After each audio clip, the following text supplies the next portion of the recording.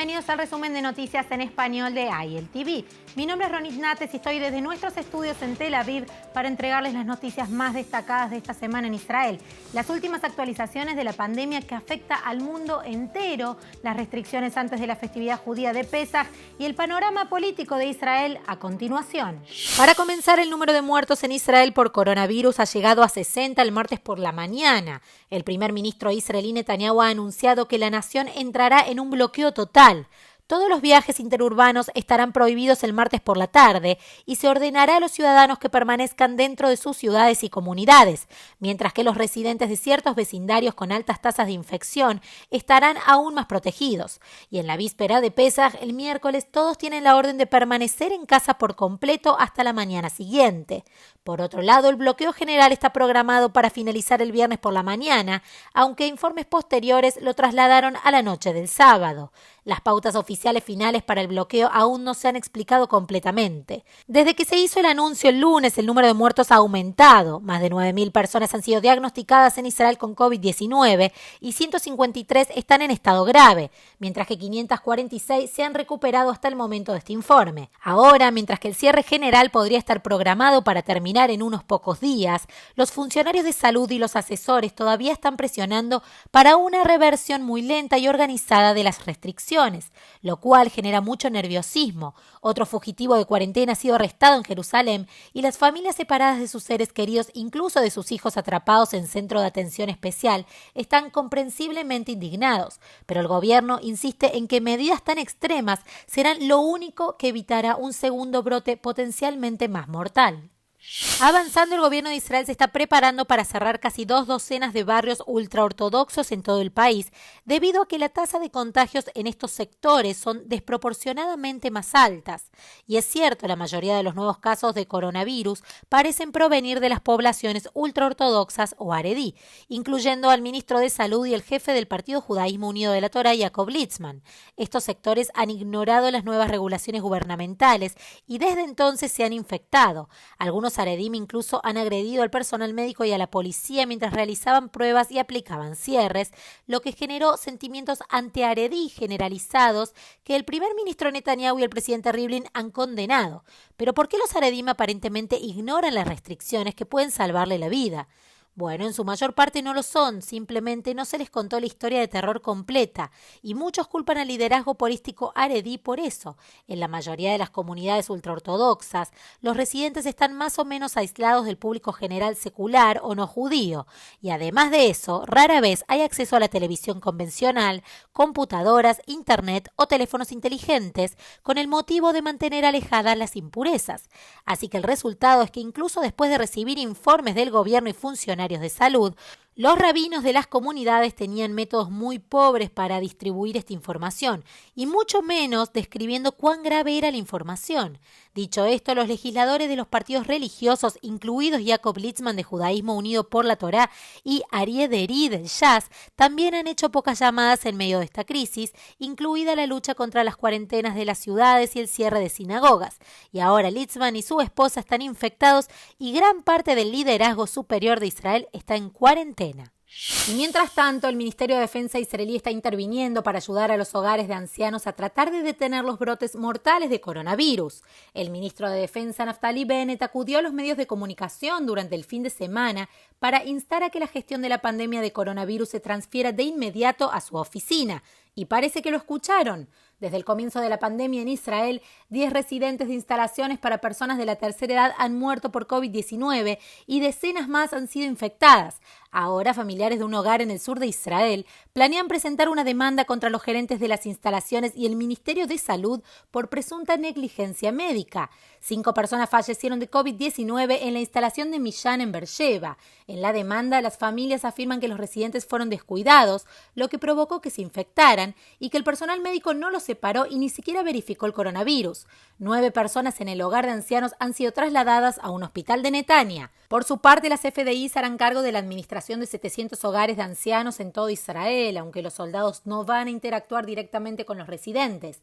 La edad promedio de los muertos en Israel por el coronavirus es de 79,8 años y la gran mayoría ha tenido condiciones médicas preexistentes. Y en noticias relacionadas, el aislamiento en casa puede ser realmente difícil. A muchos de nosotros nos resulta más fácil pasar el tiempo porque tenemos teléfonos inteligentes, televisores inteligentes y tecnología de videollamada. Pero ¿qué pasa con nuestros ancianos que no solo ya sufren mayores tasas de soledad, sino que tampoco son expertos en tecnología? Bueno, los empresarios israelíes Gaby Arnovitz y Uriel Shuraki han estado ofreciendo clases de teléfonos inteligentes a los ancianos en varios lugares de Jerusalén y han estado operando bajo su proyecto Made in Jerusalem. Pero luego, con los bloqueos y las órdenes de aislamiento social que entraron en juego, tuvieron que ser creativos. Así que los empresarios israelíes se unieron con David Suraki, quien los ayudó a desarrollar un curso en línea que se ofrece de forma gratuita y ya ha atraído a más de 1.000 estudiantes en solo 2 semanas. Ahora, el curso consiste en una serie de videos en hebreo que se cargan en un canal dedicado de YouTube. Los estudiantes reciben los enlaces a través de un grupo de WhatsApp al que se unen desde el sitio web del curso y las lecciones incluyen una pantalla de teléfono de muestra con instrucciones y cursos fáciles de seguir.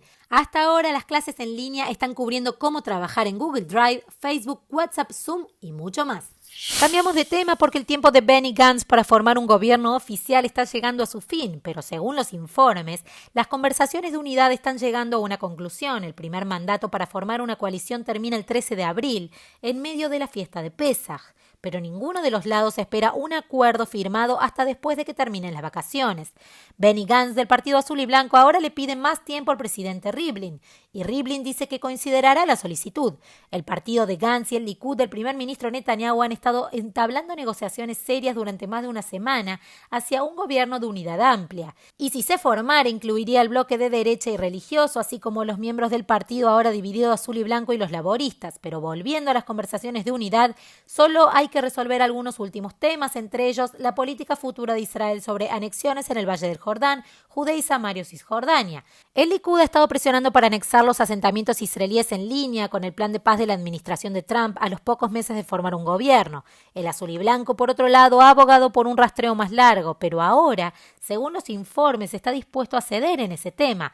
Así que el último problema que ahora amenaza con hacer estallar las negociaciones es la demanda del Likud de poder de veto en el nombramiento de jueces.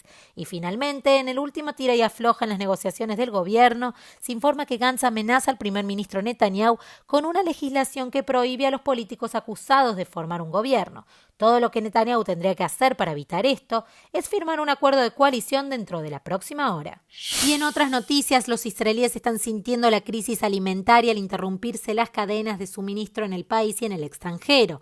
Lo que más se siente es la falta de huevos. El gobierno ha declarado que subsidiará múltiples transportes aéreos de emergencia de millones de huevos desde España.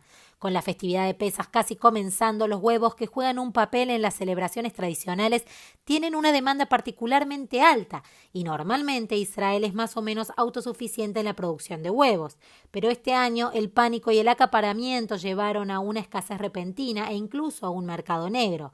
Israel se movió al extranjero, un movimiento que tiene sus propios desafíos en estos días.